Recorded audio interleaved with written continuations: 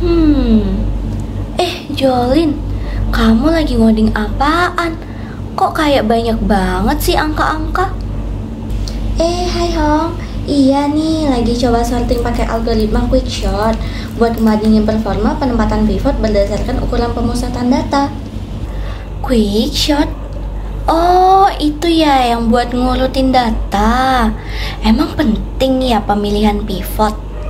Oh jelas, penting banget itu bro. Kamu tahu nggak sih kalau misalkan algoritma Quickshot itu bisa jadi super cepat atau bahkan super lambat tuh gara-gara salah milih pivot. Hah? Masa sih? Iya, beneran Hong. Sini aku bantu jelasin ya. Berdasarkan jurnal algoritma Vol 4 nomor 1 Oktober 2023 PP 13-20.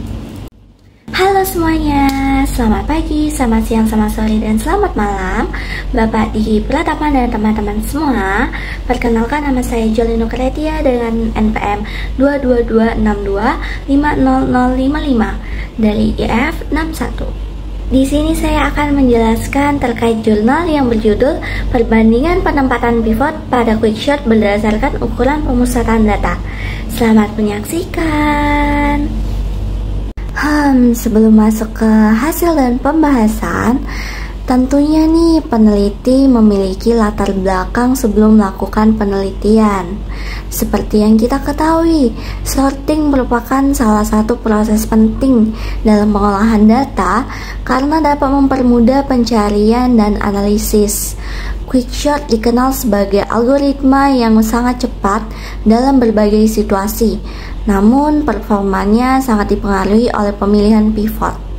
Pemilihan pivot yang kurang tepat dapat menyebabkan skenario terburuk atau worst case yang membuat proses sorting menjadi lambat. Oleh karena itu, penelitian ini membandingkan efektivitas pivot konvensional awal, tengah, akhir dengan pivot berbasis ukuran pemusatan data, mean, median, dan modus, guna untuk meningkatkan efisiensi algoritma Quickshot. Pastinya, peneliti memiliki tujuan dalam melakukan penelitian ini. Yang pertama, membandingkan efektivitas berbagai posisi pivot dalam Quickshot. Kedua, menilai kinerja pivot berdasarkan ukuran pemusatan, mean, median, dan modus. Ketiga, mengurangi potensi worst case melalui pemilihan pivot yang lebih representatif. Kita masuk ke tinjauan pustaka. Algoritma Quickshot menggunakan strategi divide and conquer, di mana menggunakan pivot untuk membagi dua array tersebut dengan memindahkan elemen yang lebih kecil dari pivot sebelah kiri pivot dan elemen yang lebih besar dari pivot ke sebelah kanan pivot. Dan proses ini dilakukan secara rekursif pada array yang telah dibagi tersebut.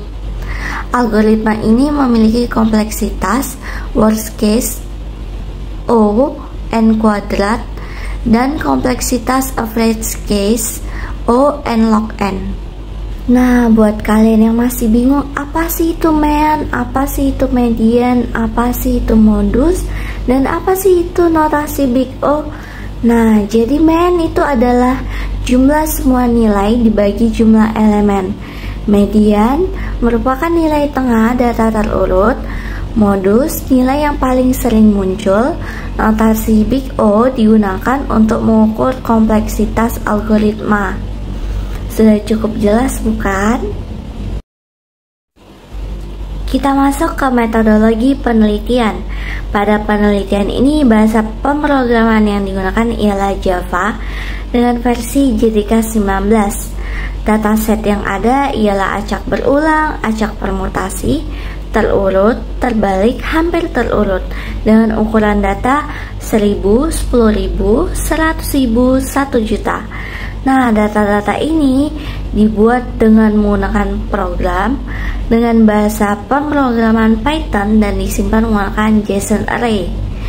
Nah, tahapan-tahapan metodologi penelitian ini ialah start, studi literatur, perancangan, implementasi, pengujian, evaluasi, dan finish. Selanjutnya kita masuk ke implementasi sistem. Pada tahap implementasi ini, rancangan program yang telah dibuat akan dijadikan kode program yang digunakan untuk pengujian pada tahap selanjutnya. Implementasi algoritma quickshort dilakukan dengan konsep OOP untuk mengurangi redundansi kode yang berulang pada setiap jenis pivot yang diuji. Untuk penempatan pivot dengan ukuran pemusatan akan dilakukan dengan kondisi di bawah ambang batas atau threshold panjang array pada partisi tersebut. Jika panjang partisi masih lebih besar dari ambang batas, maka akan digunakan pivot pada tengah array. Hal ini dilakukan karena perhitungan ukuran pemusatan pada array yang besar memiliki dampak yang cukup signifikan pada waktu eksekusi. Nah, ini dia yang ditunggu-tunggu. Kita langsung aja masuk ke hasil dan pembahasan. Tabel pertama, hasil pengujian untuk data acak non-permutasi. Pada tabel ini didapatkan hasil pengujian untuk data acak non-permutasi. Hasil terbaik didapat dengan menggunakan pivot akhir, dan pada ukuran pemusatan yang terbaik adalah pivot mean dengan batas 1000. Next, kita lanjut ke tabel kedua. Hasil pengujian untuk data acak permutasi. Pada tabel ini didapatkan hasil pengujian untuk data acak permutasi. Hasil terbaik didapat dengan menggunakan pivot awal, dan pada ukuran pemusatan yang terbaik adalah pivot mean dengan batas 1000. Next, tabel 3. Hasil pengujian untuk data terurut. Pada tabel ini didapatkan hasil pengujian untuk data terurut. Hasil terbaik yang didapat dengan menggunakan pivot tengah. Dan pada ukuran pemusatan terbaik adalah pivot mean dengan batas 1000. Pada pengujian dengan data terurut, batas untuk ukuran pemusatan hanya dipakai 1000 karena untuk jumlah 10 juta memerlukan waktu yang sangat lama dan data yang banyak. Next, tabel keempat. Hasil pengujian untuk data terurut terbalik.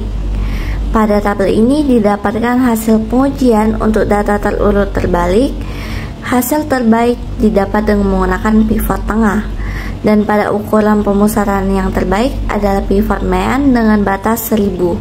Pada pengujian dengan data terurut terbalik, batas untuk ukuran pemusatan hanya dapat dipakai 1000 karena untuk jumlah 10 juta itu memerlukan waktu yang sangat lama pada data yang sangat banyak. Next, tabel kelima. Hasil pengujian untuk data hampir terurut. Pada tabel ini didapatkan hasil pengujian untuk data hampir terurut. Hasil terbaik didapat dengan menggunakan pivot awal, dan pada ukuran pemusatan yang terbaik adalah pivot mean dengan batas 1000. Nah, jadi hasil penelitiannya ialah data acak non-permutasi pivot akhir tercepat, data acak permutasi dan hampir terurut pivot awal unggul, data terurut dan terbalik pivot tengah paling cepat. Ukuran pemusatan mean konsisten terbaik tapi lambat pada array besar. Kita masuk ke analisis dan pembahasan. Pemilihan pivot sangat mempengaruhi performa sorting. Mean cenderung memberikan pembagian data lebih seimbang. Threshold perlu disesuaikan untuk menyeimbangkan akurasi dan kecepatan. Kesimpulannya, yang pertama, pivot tengah paling stabil dan cepat di sebagian besar skenario. Yang kedua, mean adalah alternatif pivot terbaik dari pendekatan pemusatan. Yang ketiga, penggunaan ukuran pemusatan efektif, tapi perlu optimisasi proses hitungnya. Nah, tentunya peneliti memiliki saran nih. Penelitian ini bisa dilakukan lebih lanjut agar algoritma untuk perhitungan pivot berdasarkan ukuran pemusatan dapat lebih efisien dan dapat mendekati waktu eksekusi pemilihan pivot secara statis, awal, tengah, akhir. pergi ke bulan bersama Anya. Terima kasih atas perhatiannya. Dadah, see you.